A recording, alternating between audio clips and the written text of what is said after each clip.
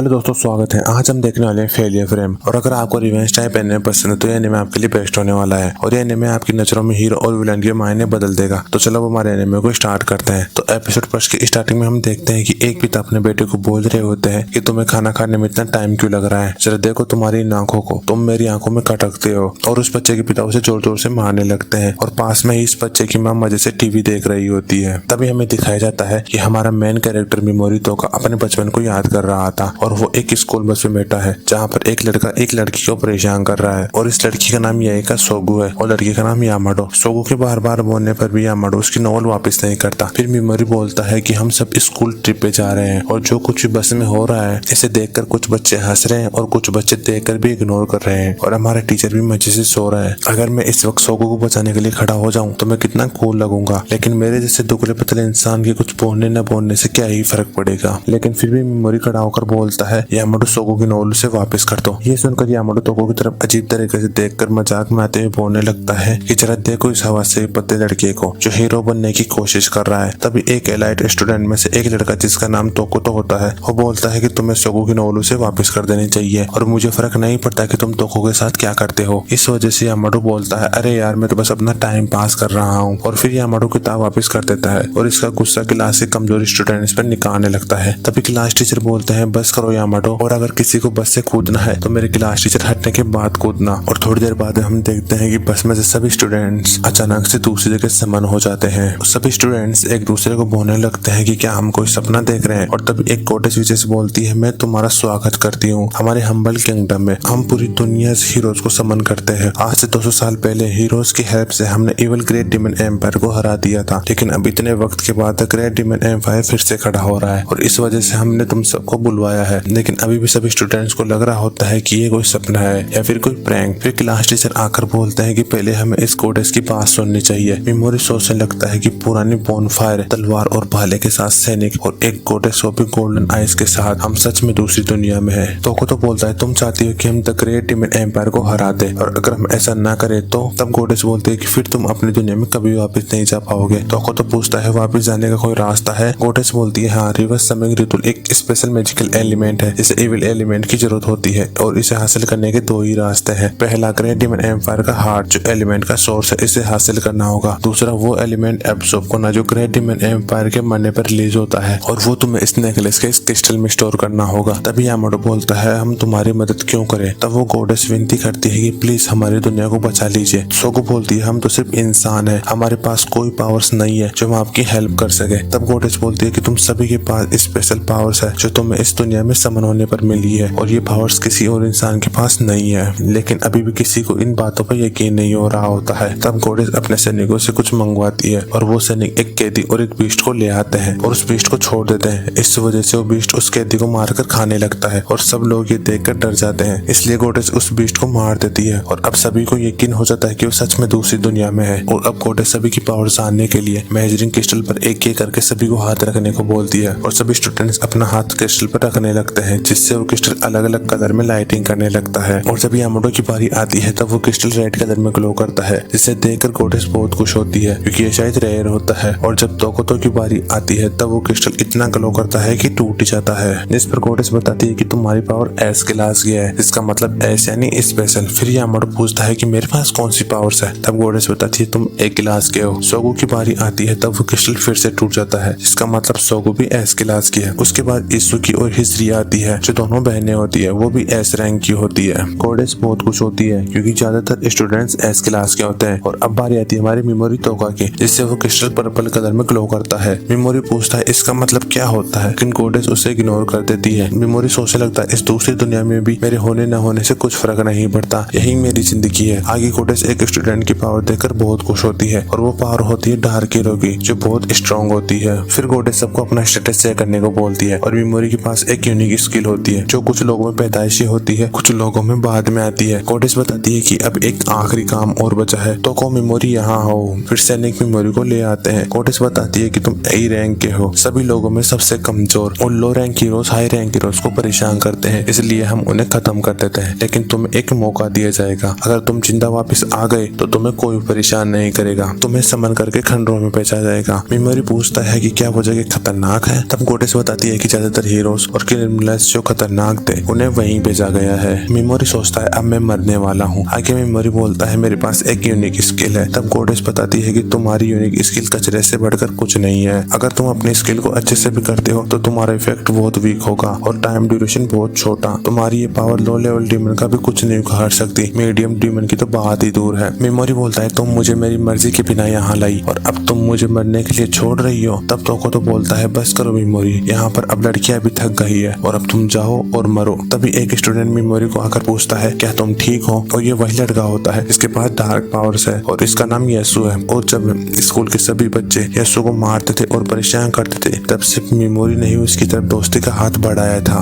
लेकिन यसु भी मेमोरी की बेइज्जती करने लगता है और उसे रिजेक्टेड हीरो बोलकर चला जाता है। फिर समन शुरू किया जाता है, लेकिन इस दुनिया में समन होने के बाद उस व्यक्ति को एक यूनिक आइटम दिया जाता है, लेकिन मेमोरी को एक बेकार सा थैला दिया जाता है। इस पे लगा क्रिस्टल पावर स्टार आने पर ग्लो करेगा और ये सब देखकर सोगो मेमोरी को बचाने को बोलती है, लेकिन गोडेस सोगो को जोर से मुक्का मारती है जिससे सोगो उसी वक्त बेहोश हो जाती है। और गोडेस बोलती है कि अगर और कोई भी किसी कमजोर हीरो की साइड लेगा तो उसका भी यही हाल होगा। और गुस्से में आकर मेमोरी अपने स्पेल पर रिलाइज का गोडेस पे हमला करता है जिससे कुछ नहीं होता। एक परमानेंट कोटिंग गोडेस को ऑटोमेटिकली डिफेंड करती है किसी भी स्पेल से। और तभी तोको तो अपने टेराकोनिक बस्टर का यूज करके जोर का धमाका करता है और बोलता है मैं तो बस अपनी पावर चेक कर रहा था, सॉरी। और बाकी के स्टूडेंट्स मेमोरी पर हंसने लगते हैं और उसे भला बुरा बोलने लगते हैं। गोडेस मेमोरी को पूछती है कि क्या तुम्हारी कोई आखिरी इच्छा है। तब मेमोरी रोने लगता है और अपने बचपन को याद करने लगता है। यहाँ पर उसकी इनर सोल बोलती है चाहे कितना भी तुम अपने असली रूप को दबाओ और अच्छा इंसान बनने की कोशिश करो, तुम एक अलग इंसान नहीं बन सकते। तुम्हें खुद से नफरत है और सबको तुम्हें अपना असली रूप दिखाना चाहिए, वो असली रूप जो तुमने छुपा रखा है। फिर मेमोरी को टेलीपोर्ट किया जाता है और टेलीपोर्ट होते होते मेमोरी बोलता है कि अगर मैं जिंदा वापस आ गया तो तुम सब मरने के लिए तैयार रहना। फिर मेमोरी टेलीपोर्ट हो जाता है। आगे हम देखते हैं कि मेमोरी जहाँ टेलीपोर्ट होता है वहाँ पर बहुत अंधेरा होता है, इसलिए उस यूनिक आइटम में अपनी पावर डालता है जिससे वो क्रिस्टल ग्लो करता है। मेमोरी अपने चारों तरफ देखता है और उससे अजीब सा फील होने लगता है। तभी एक मोश उस पर हमला करता है जिससे बाल बाल बचकर मेमोरी भागने लगता है और रोने लगता है और बोलने लगता है कि मैं मरने वाला हूँ और मेरे अंदर जो इमोशन है मैं ना ही तो खुश हूँ और ना ही दुखी। हाँ मैं फ्रस्ट्रेटेड हूँ कि कैसे सबने मुझे मरने के लिए छोड़ दिया। तभी मेमोरी नीचे गिर जाता है और उस मॉन्स्टर की तरफ देखता है जिसे देखकर मेमोरी सोचने लगता है अब मेरा अंत आ चुका है। तभी मेमोरी को क्लासमेट्स की आवाजें आती है कि इसे मरने के लिए छोड़ दो और तभी वो डीमन मेमोरी पर अटैक करता है जिसे मेमोरी बीच में ही अपनी पावर से पैरालाइज करके रोक देता है और भागने लगता है और सोचने लगता है कि गोडेस ने तो कहा था कि मेरी पावर तो किसी लो लेवल डीमन पर भी काम नहीं करेगी, फिर ये कैसे हुआ, शायद ये कोई तुक्का है। मेमोरी भागकर जहाँ रुकता है वहाँ पर एक और डीमन होता है जिसे देखकर मेमोरी फिर से रोने लगता है और बोलने लगता है कि मैं इसका इरादा साफ देख सकता हूँ,